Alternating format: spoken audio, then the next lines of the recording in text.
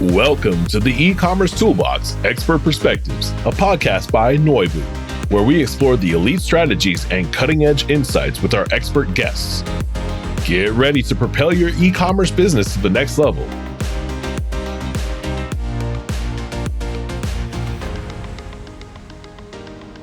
Welcome to the Ecommerce Toolbox Expert's Perspective. Joining us today, we have a data expert in Matt. So Matt's previously worked in the agency world at Peak Activity. He's worked at Office Depot and Office Max. Prior to that, he was at the Marine Corps. And now he is currently the Senior Director of Ecom Analytics and Optimization at Hey Group. Welcome, Matt. Thanks. Awesome. Good to be here. Awesome. So started at the Marine Corps, seemed to be doing the office world for a bit at various different office style companies, and then joining Peak Activity in the agency world, and finally where you are now. Maybe talk to us a bit about your career so far and how you ended up in a senior director role at the company that you're at with today. I'll start way back in the day in Marine Corps life. So I was an ordnance technician, and we just built bombs and rockets and handled explosives. And that has absolutely nothing to do with real civilian life. And so my transition to data was probably a bit different than most people coming out of college or high school.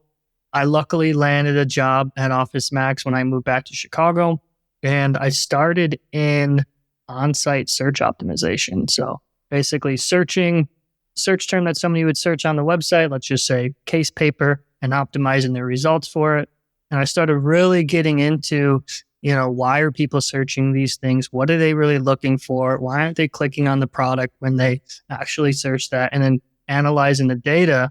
And from there, I started getting into product recommendations, updating the algorithms of the search results, updating the algorithms of the product recommendations, and just using all that data started getting me into A/B testing, got really heavy into statistics. And that's where I really grew a testing culture at Office Depot, Office Max. I did that for 5 or 6 years. Then left to go to the agency, Peak Activity, doing very similar work, A/B testing on the consulting side, product recommendations, just overall on-site website conversion rate optimization, but highly analytical. Did that for, again, another 5 or 6 years, and then moved to At Home, where I'm currently at as the Senior Director of Optimization. Again, all in the same area of web optimization, conversion rate optimization. So At Home is a very large retailer in the US, 265 plus stores in 40 or more states right now. And we're having some really good growth this year and last year, and have really good plans for the year that we're heading to now. That's awesome. Maybe talk to us a bit about how you look at making data-driven decisions. Like you'd mentioned, growing up through kind of the Office Max, Office Depot world, you having kind of learned how to optimize what people are looking for and why people are abandoning carts. Maybe talk to us a bit about your relationship to kind of making data-driven decisions. Yeah, so I think our culture at home is extremely data-driven, probably the most data-driven company I've worked at. And we always start with the data. We do a lot of qualitative and quantitative data analysis. So we're doing heat map analysis, session replay analysis. We're doing user testing. And then we're actually looking at the click data, the actual web funnel data, and using all that to find friction points and solve those friction points. And so that's kind of the core of my role, is to understand what the customer is doing on the website, ask them questions, figure out what they're looking for, find out why they might not be converting, and optimize towards that in some type of A/B testing mentality where we propose hypothesis backed by data and then run that type of A/B test to see which variation would win. And that's just a very iterative, repeatable process that will chip away at conversion rates, basis points by basis point, and ultimately meet our goals that we have. I love that. Do you think that type of methodology is hardwired into people, or do you think that's something that's a learned behavior? For me, it was learned.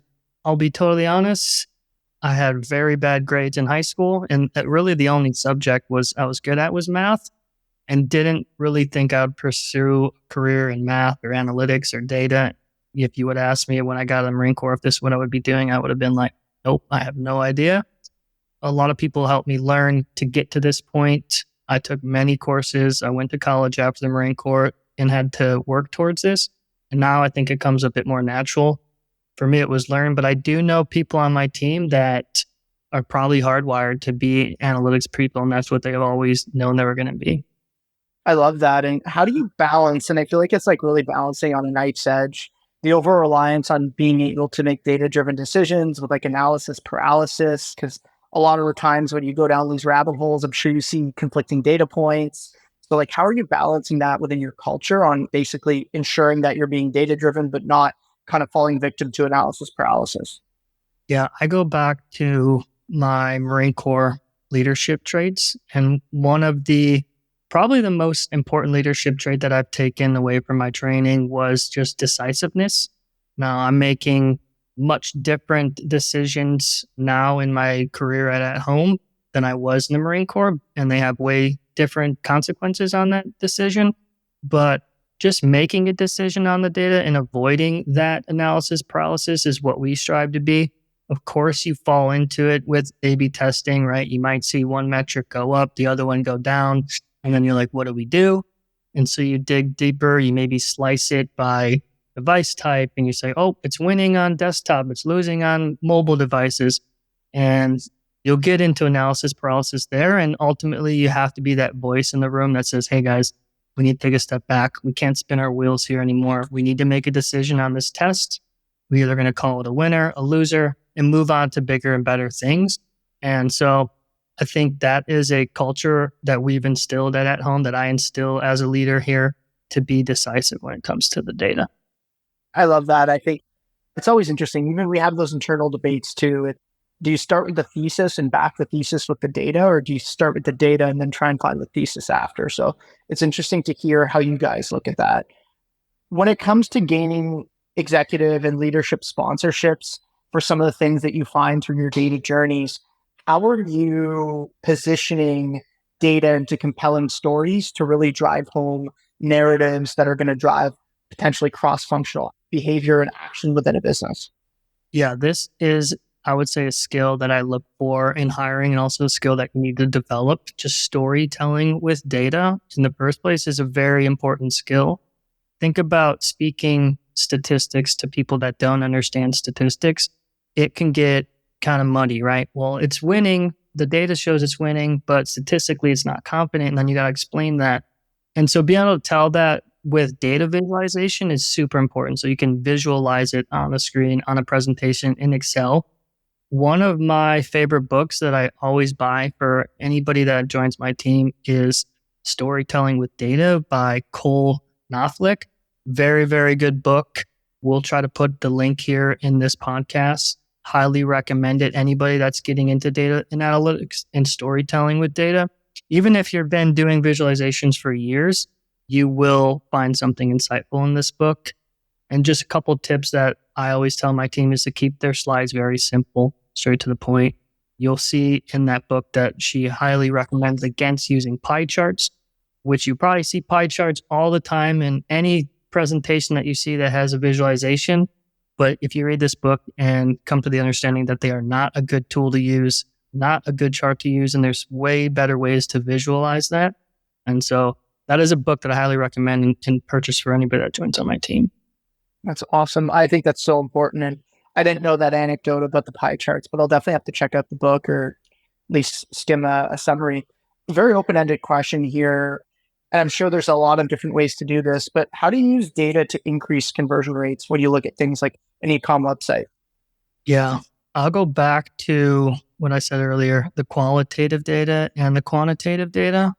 Sometimes they'll speak different languages, right? So we do a lot of user testing where we're asking our customers, how do they feel about the homepage? Or what's their first reaction when they land on the website?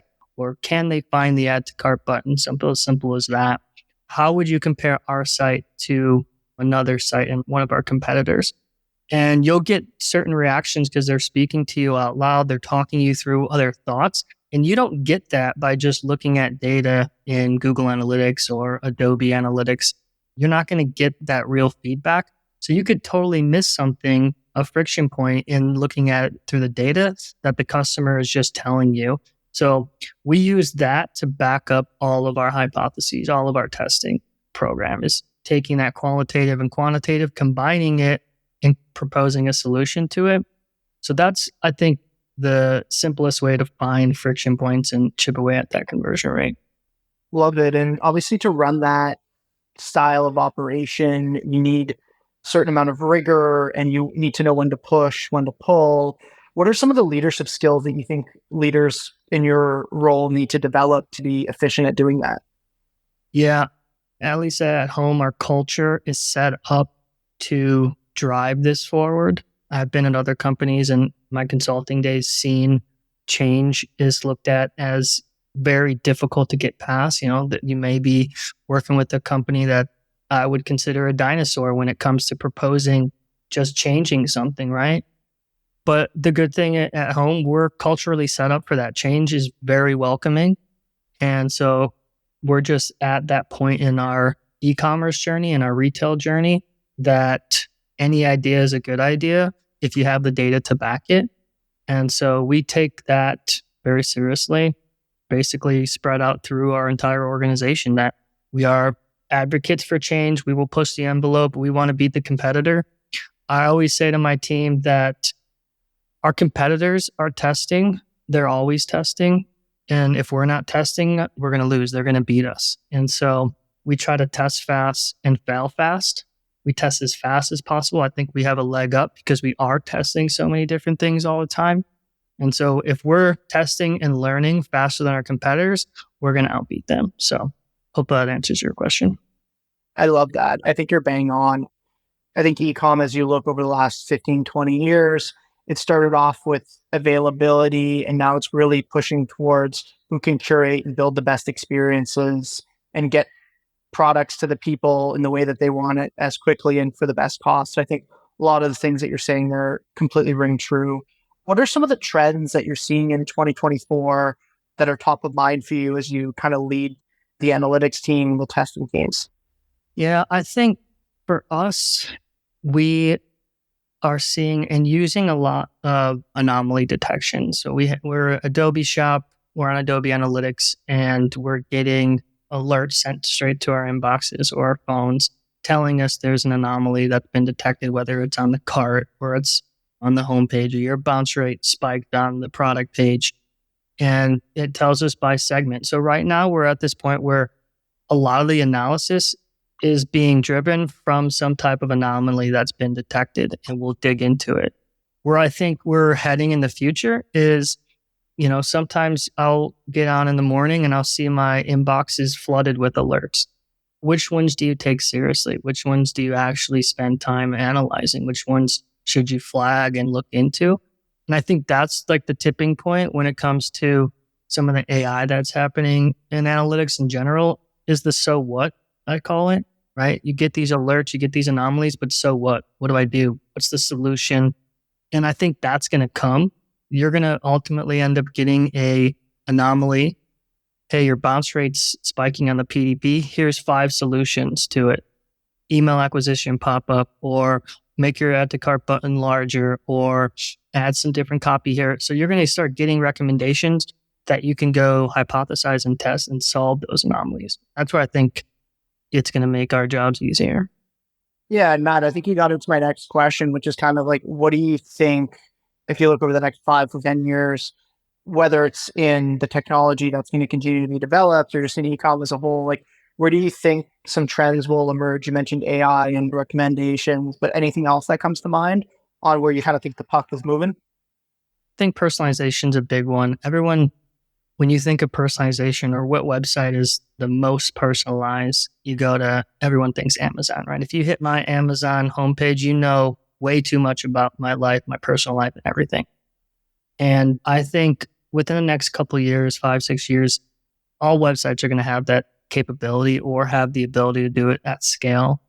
I think that's probably the biggest bottleneck when it comes to personalization, is scaling personalization. You need the right content, you need the right imagery, you need the right copy, you need all the things to work smoothly to present that piece of content or that product to the customer at the right time on the right page. And I just don't think the technology is there to scale it. And Amazon's a good example of how they've been able to do that. And so that's where I think it's going to be. Yeah, makes a ton of sense. And as we're looking to wrap up, Matt, what are one of the challenges that you're facing in your role today that you think is kind of broadly applicable to people in your role? I think SEO is extremely difficult right now in general, maybe even more so in the e-commerce space. All the new algorithm updates that Google's releasing, SGE, their labs is out there. It's not out yet, but navigating how your traffic is going to be impacted organically and on the paid side, paid media is getting more expensive. And so how do you balance that with all the things that Google's doing and changing is a pain point that probably a lot of companies are dealing with. Couldn't agree more. And do you have any more forward-looking advice for maybe someone who wants to end up in a role like yours over the next couple of years? Like you mentioned, you weren't necessarily destined for this role coming out of high school, and you kind of took maybe a different path to get to the role you're in. But any kind of words of wisdom for people who potentially want to be in a role like yours over the next couple of years? Yeah, I think one of the best ways to change culture, data-driven culture, or creating data-centric culture is to have like a daily stand-up that's owned by the analytics team. It's like, if you think of a stand-up on the IT side, hey, what am I doing today? What did I do yesterday? Do I have any blockers? Very similar to that, but analytics focused. You start here with here's how the revenue did yesterday. Here's some of the actions we're going to take on it today. And that room is your full team, right? You have analytics people, you have merchandising, you have site merchants, you have UI, UX that can react to these changes, but everyone is looking at the data and making decisions on it. And that can drastically change a culture from maybe not using data so much or being a little bit of a dinosaur when it comes to making change happen. But everyone's looking at the same numbers and seeing the same things happen. You can make quicker decisions and more data-driven decisions.